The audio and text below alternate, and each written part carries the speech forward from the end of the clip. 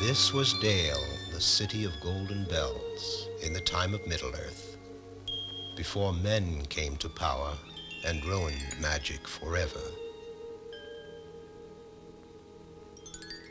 And this is the Arkenstone of old, the white heart of the mountain, the central treasure of all the vast treasures of this golden realm. Suddenly, it was all destroyed by the monster lizard Slag the Terrible. Slag, the agent of evil on Earth. And he dragged off the treasures of Dale, even the Arkenstone itself. Only 3 survived the flames, a watchman who slept when the dragon came creeping, Torin Oakenshield, general of the now destroyed garrison of Dale, and Princess Mika Milovana, who sadly watched the crumbling ashes of her once golden realm. Gandalf, whispered General Oakenshield. Only the great wizard Gandalf can help us now.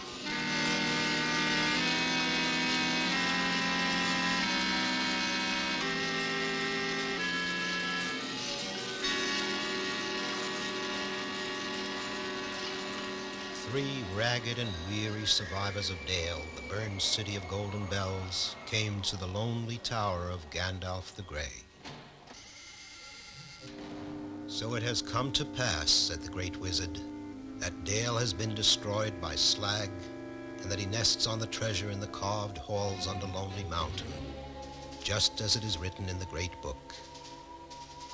Then it is clear that the time has come, the time of the Hobbit. Far away from all the troubles of dragons and treasure lived a certain hobbit. Like all hobbits, he lived in a hole in the ground. It was a very comfortable hole, full of everything needed for a cozy, secure life. A far different sort of life than that of his great-great-great-great-grand hobbit. This settled and satisfied hobbit was named Bilbo Baggins, and he didn't know that his time had come. All at once they were there, eating his food, shouting for more, filling the air with terrifying words about dragons, fire, stolen gold, and death. I don't know who you are. I don't know what you are all talking about, cried Bilbo Baggins. We are talking about you, said the wizard Gandalf. You are the chosen dragon killer. You shall lead this group over the impassable barricade mountains, through the impenetrable Mirkwood forest, across the poisonous desolation of Slag, to Lonely Mountain itself, wherein the horrid creature lies. You must creep into the deepest great chamber of the old jewel mines of Dale and kill the fire-spitting dragon Slag. A fascinating story, said the small hobbit. And now, if you have all finished your breakfasts, it's been a great pleasure to meet you, and I wish you lots of luck and all speed. But it is written in the prophecies, said General Torin Oakenshield. We cannot go without you. Then don't go at all, shouted Bilbo. Leave that old dragon be. The princess was furious and impatient with all this talk. Mr. Baggins, she shouted, that dragon has killed my father and all of my people. He has burned to ashes my golden land of Dale. Now he sits on our treasures and waits his time to strike other lands, maybe even here. If you are all afraid, then I shall go alone. Bilbo was shocked. He shouted at Gandalf, but this is crazy. She's only a child. You can't let her face this journey, that dragon, alone. Correct, the great wizard agreed. I'm glad you see it at last, dear Bilbo. You can start first thing in the morning.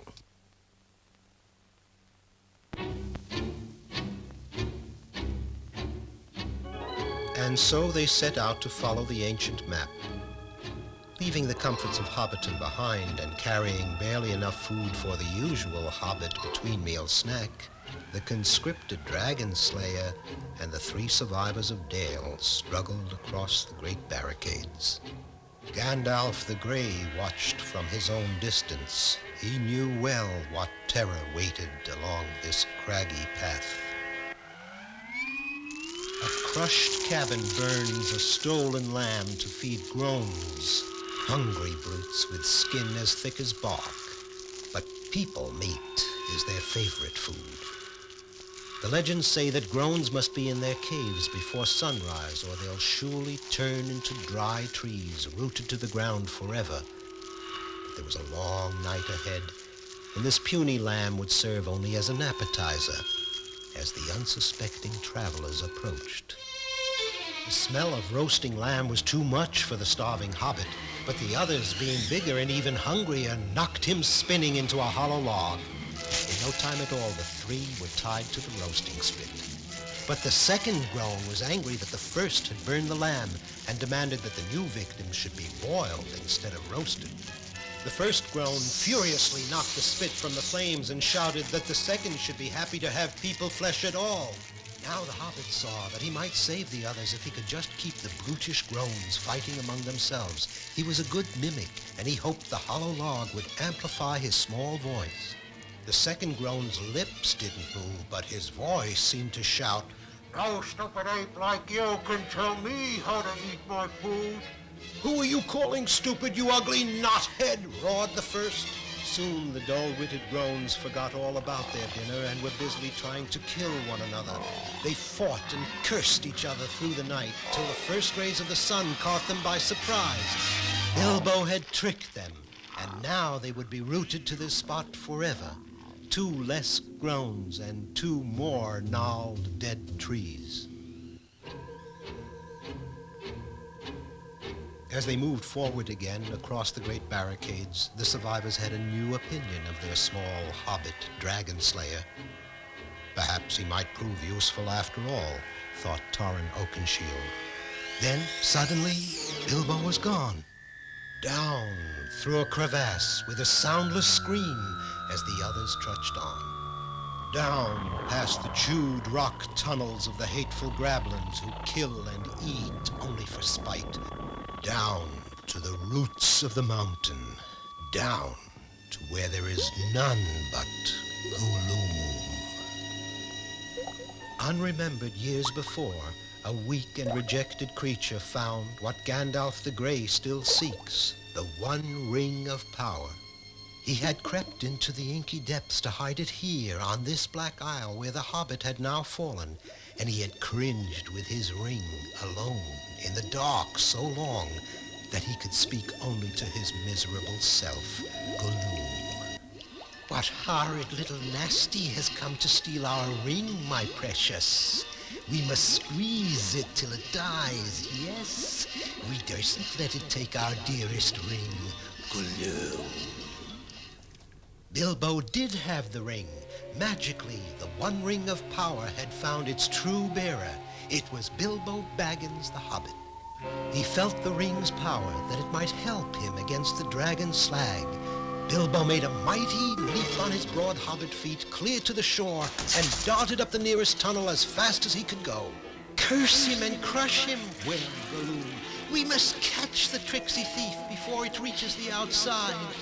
And the wretched thing waddled right past Bilbo, who of course didn't know the way out, but who guessed that Gloom did. And Gloom led him through the only tunnel unknown to the evil grablins and directly into the blessed sunlight.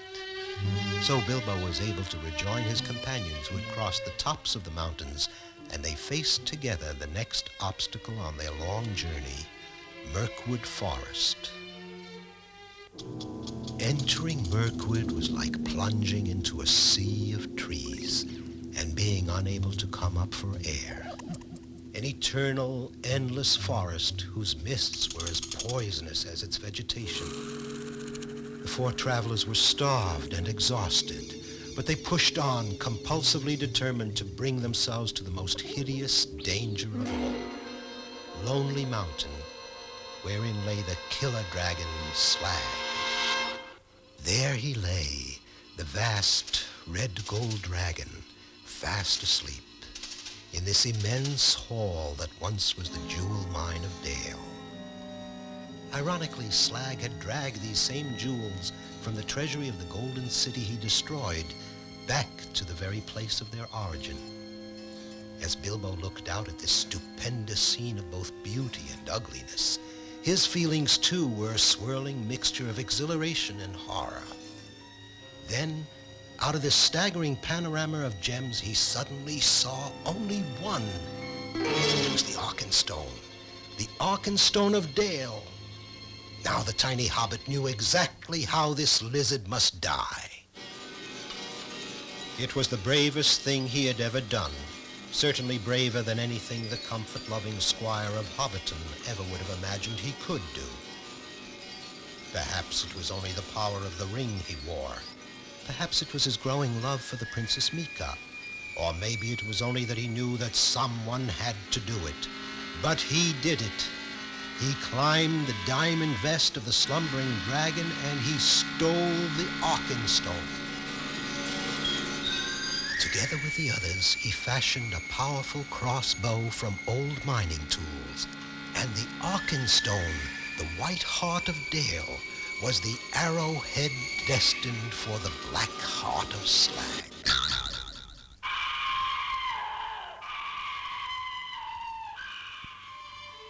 And so he did it, just as Gandalf knew he would. And the city of Golden Bells was built again, and Bilbo and Mika reigned there together. But finally they returned to that quiet, comfortable life in Hobbiton, until the next time that Gandalf the Grey would knock upon the round, green door.